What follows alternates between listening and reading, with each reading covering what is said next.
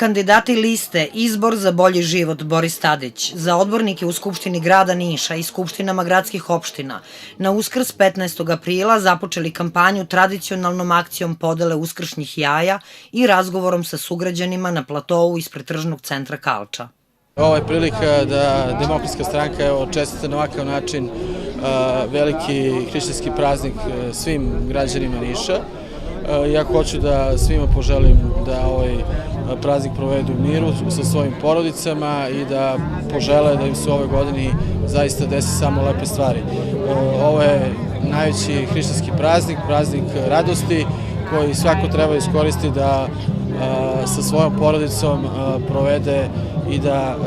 razmišlja kako i na koji način da cele godine bude dobro, lepo i da svi živimo u jednom mnogo mirnim i stabilnoj zemlji.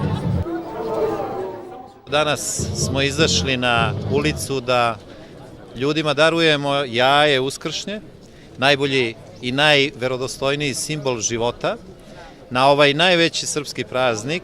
uvereni da i pored ove ekonomske krize imamo krizu morala koja je zaista teška i velika i siguran sam ako iz ove krize morala počnemo da uskrsnemo i počnemo da prepoznajemo ono ljudsko dobro i ako prepoznajemo sve ono što je vredno i radimo časno svoj posao, da ćemo ekonomske probleme rešiti, a ovo je sjajna prilika da mojim dragim sugrađanima čestitam praznik Hristos Vaskrese, uveren da će moje Nišlije u dobru vaskrsnuti i činiti dobre stvari.